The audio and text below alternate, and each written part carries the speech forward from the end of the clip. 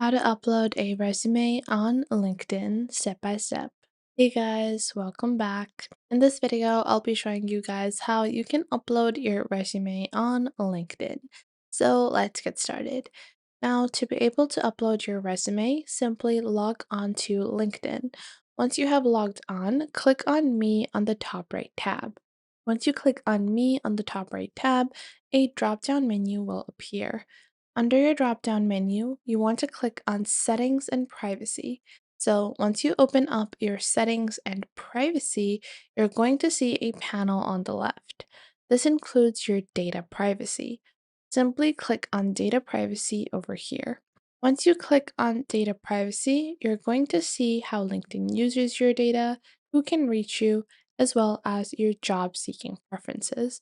So in data privacy, scroll down to your job seeking preferences.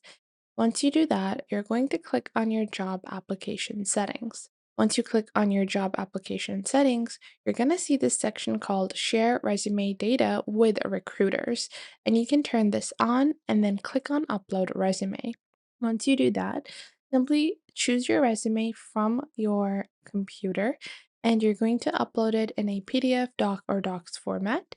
And just like that, your resume upload is complete.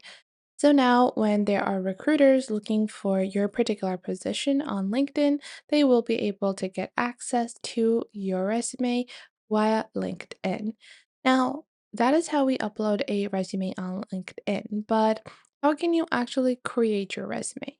For that, there are different ways to do this, and I'm going to show you guys some tips and tricks that I have learned along the way while building resumes. So, first off, there are two basic pillars of resumes: your job experience and your previous education. And people actually do this in a really wrong format because people tend to list their education as the first thing from their high school to their college years, and then they start listing experience. So, you want to actually invert this, and I'll show you guys some examples of resumes. Keep another thing in mind. You can design this on Canva or you can even do this on Word. It really depends on your personal preference on to where you want to design this. This really is going to be really individualized, but I'll tell you guys some basic pillars for different industries. So, first off, this is an example of a bad resume. There are quite a few different mistakes in this. First off, the education is listed as one of the main sections. Then the font is too stylized. You don't want an excessively stylized resume. Your resume font needs to be something simple and readable. Then, a really big con that a lot of people don't realize is a photo. Photos don't belong in your resume. You guys can see all of these resume templates. All of these are going to go straight into the bottom of the pile. The reason for that is unless you're specifically a model or your job is going to be impacted by your appearance, people don't need to see your face before they see your qualifications. So it's really important to remove any photos. But you guys can see that if you are a model or if you are someone that is working in a field where they're going to be present in front of a camera, like an anchor or a newscaster, for those people, including headshots is going to be important. But for any other person, don't include any type of image on your resume. Now, the next thing I'm going to talk about is the way you stylize your particular resume. This is a great resume at a first glance, but you will realize there is an entire paragraph dedicated to your profile.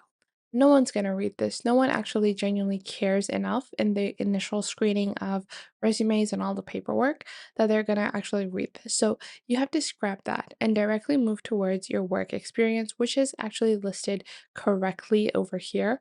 And I do personally like this format a lot. Plus, this is a free template on Canva and anyone can use this and customize it with their own information.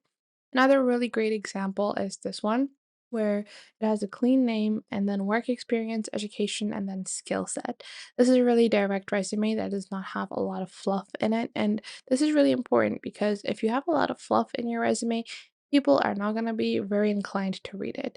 This is a great one as well. This has a summary on the top. which is pretty good. It's not too long. I would preferably shorten it to like 3 lines. And then directly we move towards work experiences, educational qualifications, and then our key skills. So simply take a resume of your personal preference. Don't add, excessive detail to resumes. Then simply type in your own name.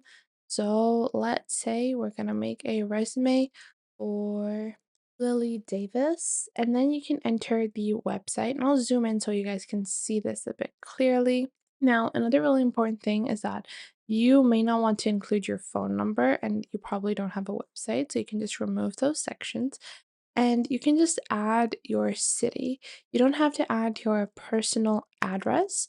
You just want to add the city that you are present in, and then you can add your email address over here like this. And these are the two basic key providers of your location and how to reach you. You don't want to add any excessive info because your resume is going to go to multiple different recruiters. You don't know who's going to be handling your resume. So it's really important to make sure that your information is not going to be overshared on the internet. Now, I'm going to move this towards the right side of my resume. Below that, we have a summary where you're going to provide a basic summary of your experience and the positions that you have worked in. Below that, you have your work experience. Now, in work experience, it's really important to make sure that your most recent job is listed as the top job. You want to go into a reverse chronological order. So the most recent thing that you did should be on top, and then you should go back towards the past. If you have over 10 years of experience, it really doesn't matter what you did 10 years beforehand unless it's really important to you that you mention it. You can just mention all of your positions, but don't include details like the position, job requirements, or the job descriptions. All of that can be skipped out if you have over 10 years of experience. If you have under that, you can usually include a couple of lines about your job description. Then take your education and you want to do pretty much the same thing. Now, you guys can see some people have mentioned their GPAs, which I would recommend you remove unless you want to flex it. So, unless it's a really good GPA and you want to mention it, you can remove that from your educational section in your resumes and make sure to list your most recent degree at the top and your most highly qualified, or if you have a diploma, if you have something extensive that you did, you can mention that as well. But if you're adding a university degree, there's no need to add your high school graduation in your resume. And at the bottom, you want to add your key skills. Your key skills are something that are going to stand out to any recruiter, that are going to stand out to any person that is looking or any position, and make sure these are accurate to what you can and cannot do. You guys can see data entry, organizational skills, and time management, corporate communication, problem solving, customer service, attention to detail, fluent in English and Mandarin. Now, let's say I don't know how to do data entry, so I would just remove that. And even if there are not a lot of key skills, the ones you should be mentioning should be later on displayed in your work really effectively, and make sure that if you're good at anything, even if it's something such as being good with people, you can mention that as a key skill because it can be really impactful in a corporate environment. Once you have completed designing your resume, click on share on the top right and then click on download, and then download it as a PDF to post on LinkedIn and other job platforms. I hope you guys enjoyed this video. If you did, make sure to leave a like and subscribe.